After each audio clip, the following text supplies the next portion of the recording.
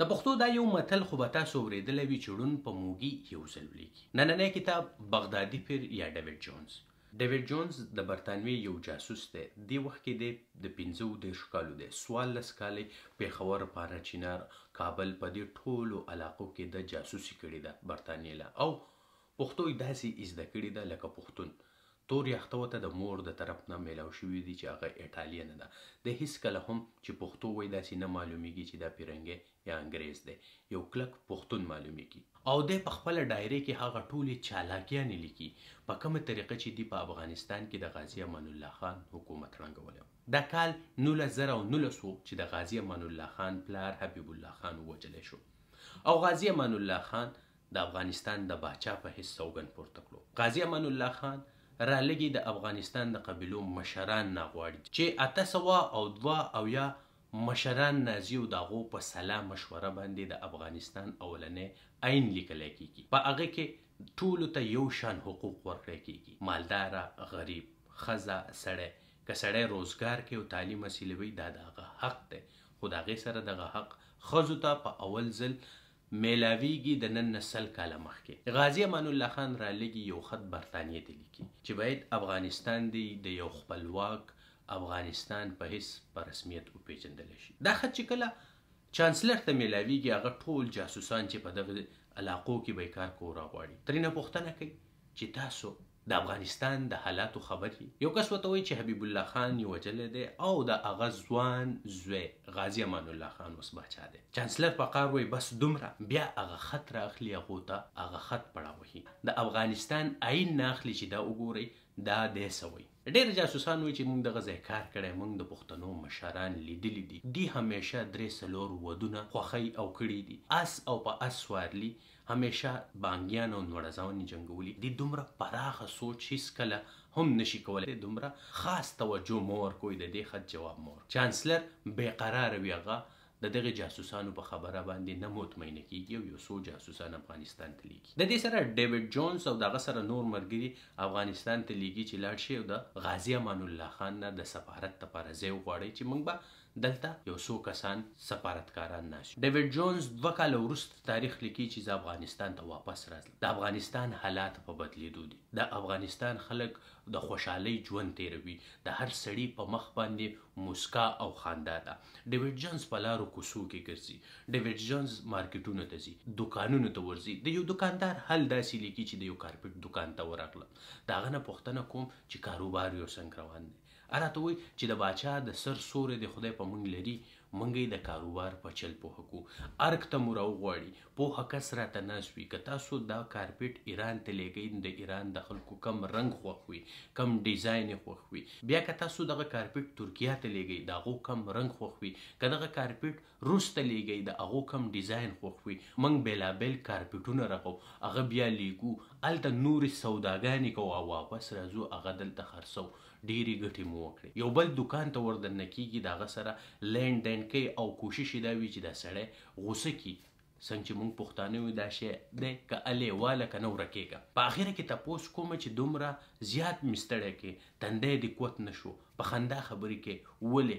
راته وایي چې موږ ته د لین دین د ورکړې راکړې ټول چلونه باچا ښوولي، که څوک څه الي او که نه الي، تاسو به خپله خواري ورسره ډېره کوئ. ډیوډ جونز مخې ته تاریخ لیکي چې دا وخت افغانستان 320 سکولونه لري.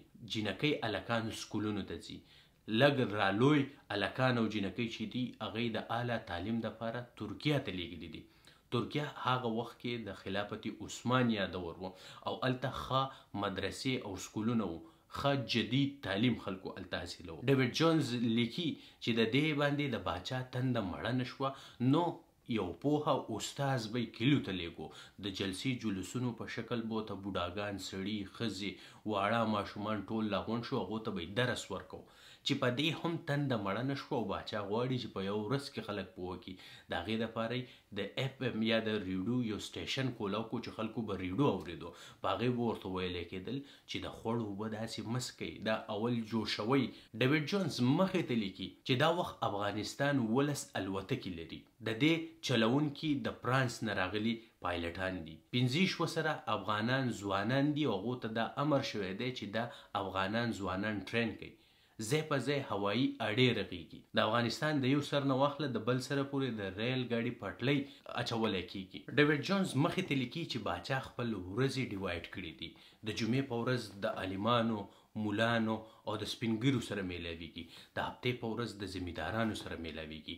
هغو ته نوي نوي تصویران ښیي چې دا تریشل دی، دا ټیکټر دی، دا به په کرونده کې مدد کوي، دا وخت کم فصل ښه دی، په کم فصل باندې کم مرضونه راځي، د هغې دپاره کمې دوایانې میلاویږي او د کم هیواد نه هغه راغواړي. داسې د تاجرانو سره د هفتې په ورځ، د اتوار په ورځ خپل هره ورځ هغه مصروفه ساتلې ده. منګ ویریدو، زه لاهور ته راوغوښتم او دا امر راته وشو چې ګیره به نه خورې. ډیوډ جونز لیکي چې زموږ سره د ګیرې پرېښودو نه علاوه بله لاره نه وه. زموږ یو بل ملګری ایلن مایک یې د جاسوسۍ په تور نیولی و چې عطاالله نومې خان ته یې 2 روسي ټوپکې ورکولې. هغه به د جینکو د تعلیم خلاف لیکي او د باچا نظام ته به یې د کوپر نظام. زموږ سفارت ورته ډېر وویل چې دا موږ ته راکړي او د برطانیې د قانون مطابق به درته سزا میلاو شي. خو د باچا جواب دا و چې افغانستان خپل قانون لري او دته به د افغانستان د قانون مطابق سزا ورکړل کېږي. یو څو ورځې پس د ایلن مایک مړ وجود سفارت ته حواله کو. په افغانستان کې د پیرنګي خلاف کرکه او نفرت لا پس زیاتېدو، خو په هندوستان کې د پیرنګي خلاف بغاوتونه په تیزۍ سره روان. دلته پیرنګي لګي او بل پلان نه وړي. ډیوډ جونز لیکي چې موږ په پېښور کې 3 میاشتې ټریننګ واغوستو. موږ ته پښتانه، پارسیان، عربیان، هندوان او پیرنګیان استادان راتلل چې د افغانستان په دود، دستور، رسم او رواج، د دیزي په خواهشاتو او ضرورتونو باندې مو ځان پوهه کو. بیا په جاسوسۍ کې استعمالیدونکي هر یو څیز موږ ته راکړی شو، د هغې په استعمال باندې موږ پوهه کړی شو. بیا د دغې 80 کسانو 2 کسیز ګروپونه رخ شول. دغه 40 ګروپونه د افغانستان په بېلابېلو سیمو کې تقسیم کړی شو چې دوی به دلته کار کوي. بیا وخت راغی چې هر یو کس ته نوم ورکړی شي. ما ته د بغدادي پیر نامه راکړی شوه. داسې پیر، آغا، خواجه، دا نومونه په ټولو تقسیم کړی شو. یو پیرنګی و چې هغه ته نه پښتو او نه پارسي ورتله، اته یې د پیري ګونګنګ نوم ورکو. یعنې هغه ګونګی دی، صرف لاسونه او خپې بړقوي، نور کار به ورته یو افغان مرید برابر وي. داسې یو هندو، هغه ته یې د دیوبند د پیر لقب ورکړو. قدم شاه د مرید په توګه راکړی شو. قدم شاه د کرښې پورې غاړې په سیمه کې بلد دی. د پېښور نه 2 ورځې سفر موږ وکړو او د کرښې هغې غاړې ته واوړو. په یو غر کې یو غار ته رسو چې کوم ځای قدم شاه د مخکې نه ټاکلی و. د دې غار نه لږ لاندې یوه چینه ده او قدم شاه وایي چې دلته کله په دې غر باندې خلک راوخیږي، خامخا به دې چینې ته راځي او دلته به دمه کوي. د هغې نه بعد به په بغدادي پیر پسې ځي او میلاویږي. موږ خپل د جاسوسۍ سامان د غار ګوټ ته ویوړل. د هغې مخې ته مو کتابونه کېښودل او بیا یو سپیکر او مایک مو راواغست. د هغې مزی یا تار یې وغځوو او د هغې چینې سر ته یې راوستو. بغدادي پیر اولنۍ پیښه داسې لیکي چې د چینې غاړې ته توره چیلې راغی. قدم شاه خو غوښتل چې حلالې کړو او کباب دې پخه کړو، خو ما ورته ویل چې نه، په دې پسې به څوک راځي. ثابته ورځ تېره شوه. قدم شاه د چینې په غاړه ناست و. بغدادي پیر په غار کې سپیکر ته ناست و چې څوک راشي او د هغه اواز واوري.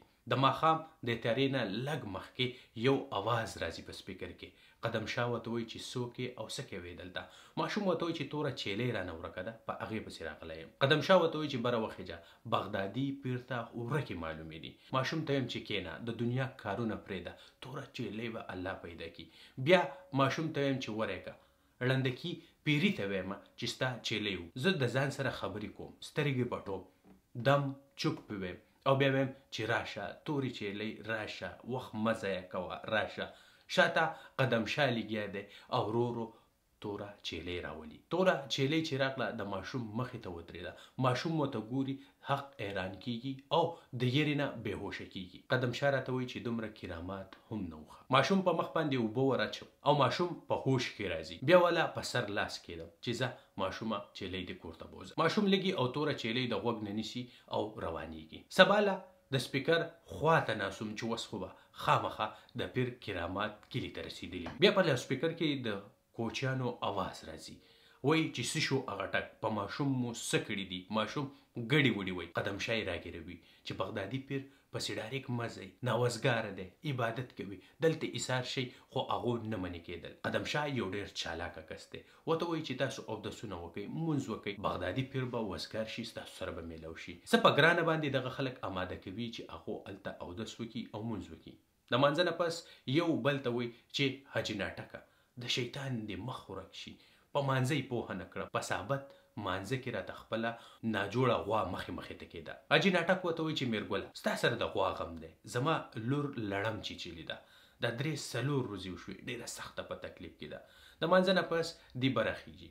بره چې خیږي بغدادي پیر پورې خاندي، وایي ګوره پیر د خپل پرتوګه نه دی خبر، او ته وایې چې دی ورکې را پیدا کوي. رکو ته لاړم، لاندې چې ګورم پرتوګ مې الټا اغوستی و. سلام مې وګرځو، د دې سره مې لا نظر نه و دغ کړی، خو دومره مې وویل چې بغدادي پیر د الله په عبادت کې دومره څرګنده وي چې دا پته ورته نه وي چې جامې څنګه اغوستی وي.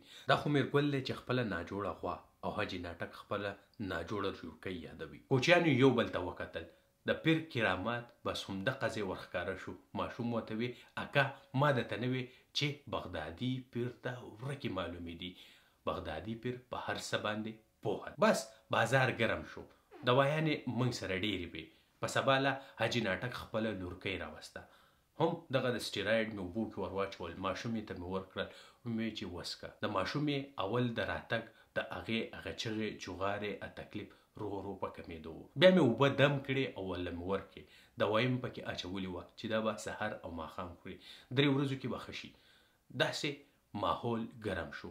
ډیوډ جونز یا بغدادي پیر هغه ټول خپل مریضان او د هغو علاج په دې کتاب کې ډېر په واضح لیکلی دی چې څومره ډېر خلک په وله راتلل او په کومه طریقه به د دوايانې په اوبو کې، په نورو خوږو کې یا نورو خوراکونو کې میلاوهلې او بیا به یې دمولې، د خلکو ته به یې ورکولې او د خلکو ته به شفا میلاوېده. ډیوډ جونز وایي چې زما اوازه تر لرې لرې رسېدلې وه.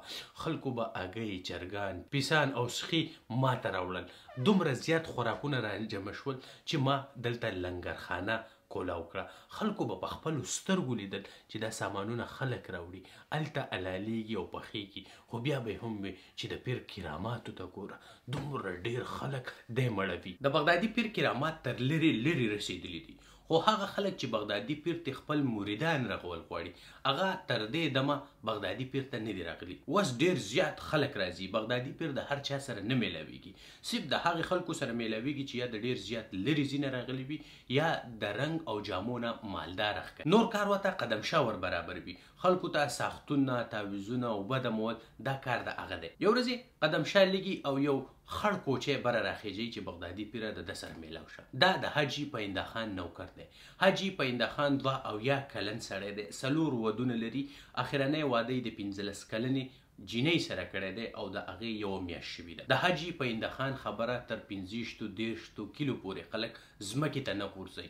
ډېر زورور هم دی او خلک ورته ډېر احترام هم لري. کوچی راغلی دی، خپل غوا له تعویض غواړي چې بغدادي پیره څه وکړه، غوا مې ډېرې زیاتې لتې وهي. بغدادي په خپل لاس وله تعویض لیکي. د حاجي پاینده خان تپوسونه دې کوي.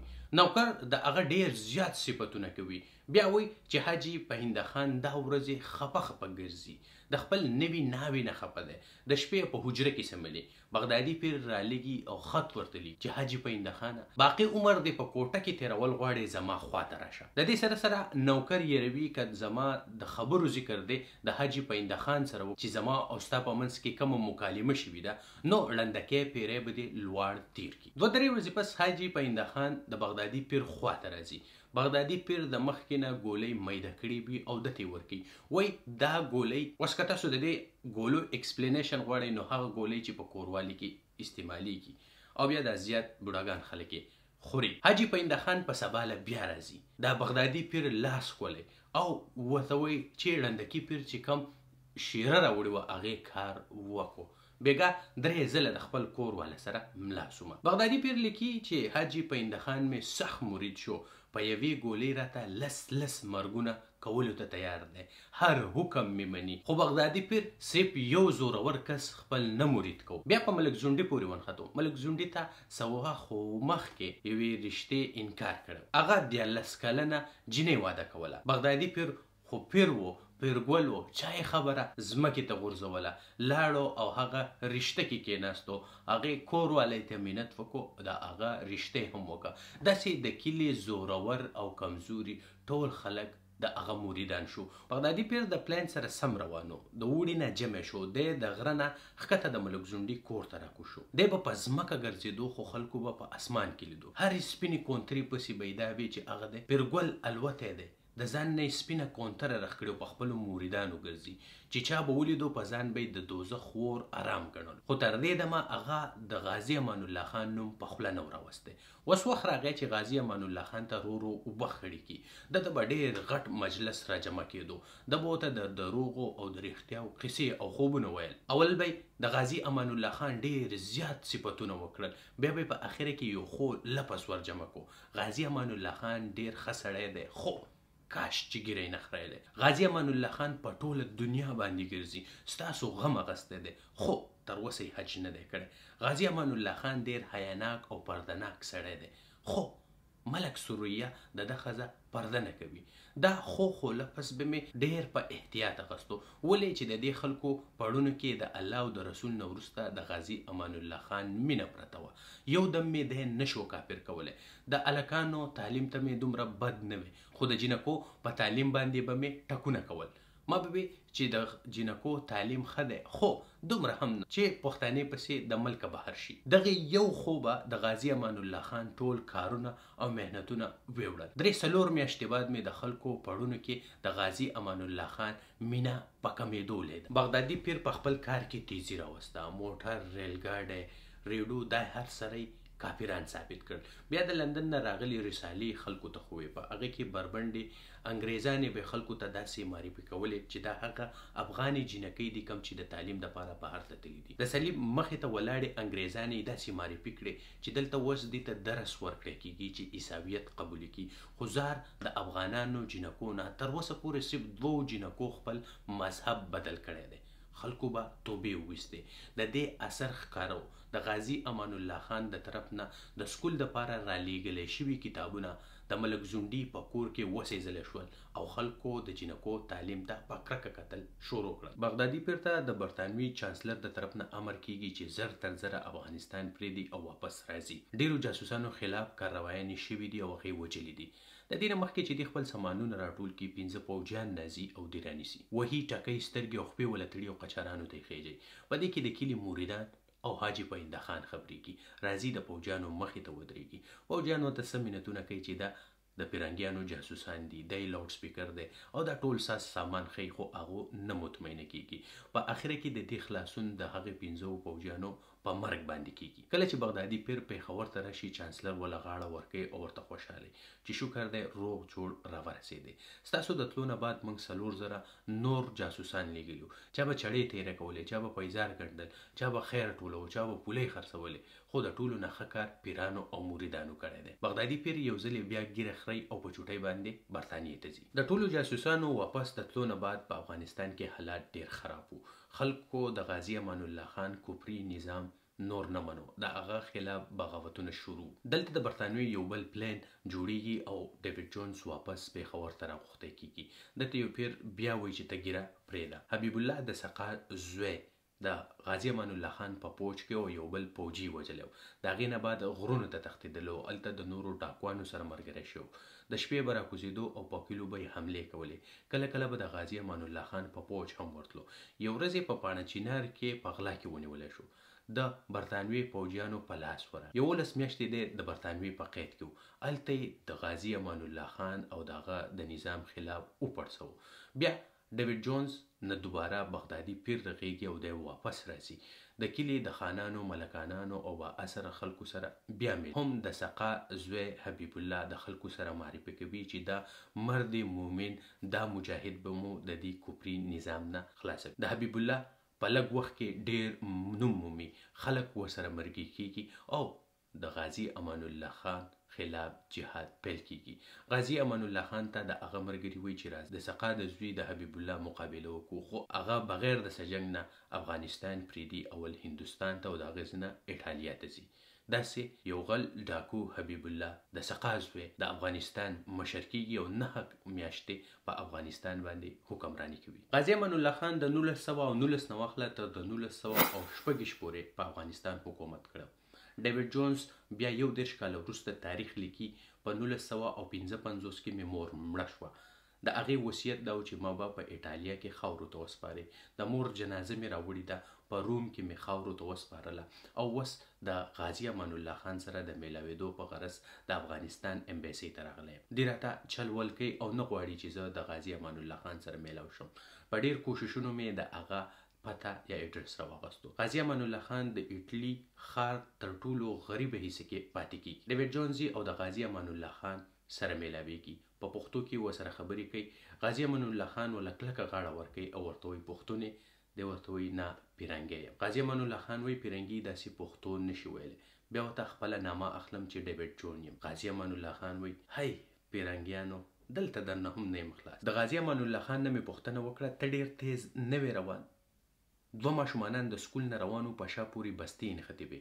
هغو طرف ته اشاره وکړه وایي دغه ماشومانان د بیزو پچې نه راټولوي او نه 40 ګنټې په بیزو پسې ګرځي. یو بل بوډا ته اشاره وکړه وایي د صرف 15 کاله په فیکټرۍ کې کار کړی دی، اوس ورته د حکومت د طرف نه پنشن میلاویږي، نه د زوی او نه د نوسي محتاجه دی. یو بل کور طرف ته اشاره وکړه وایي دلته یوه کونډه ډاکټره پاتې کیږي، په 40 ساعته کې صرف 8 ساعته کار کوي، نو د خوشحالۍ ژوند د خپل بچو سره تیروي. موږ د ایټالیا د ټولو نه په غریب ځای کې پاتې کیږو، خو دلته 40 ګنټې بجلي، اوبه او ګیس وي. ما هم غوښتل چې زما خلک په خوشحالۍ باندې ژوند وکړي او په بوډاوالي کې د هیچا محتاج نه وي. بیا په خندا شو ویش سپینګیري مشران ناپسې راغلي و. دوی په کابل ښار کې ریل لیدلی وی چې ښار ته د اوسپنې خامار راوستی دی، اورې خوراک دی او شیطانې چلوي. ان زما خلکو ته د ګاډي ریل ګاډي او د سړک نه مسله وه. دوی وی چې د دې نه زموږ د ښځو ستر ماتېږي او زموږ کورونه به ترې ښکاري. بیا مې ترې پوښتنه وکړه په داسې حالاتو کې افغانې جینکۍ ترکیه ته لیږل دا ستا ښه فیصله وه؟ غازي امان الله وویل چې په ټول وطن کې مې یوه ښځینه ډاکټره نه درلوده. ښځې به د وړې وړې بیماریانو نه مړه کېدې. داسې خو مې نشو کولی چې د ترکیه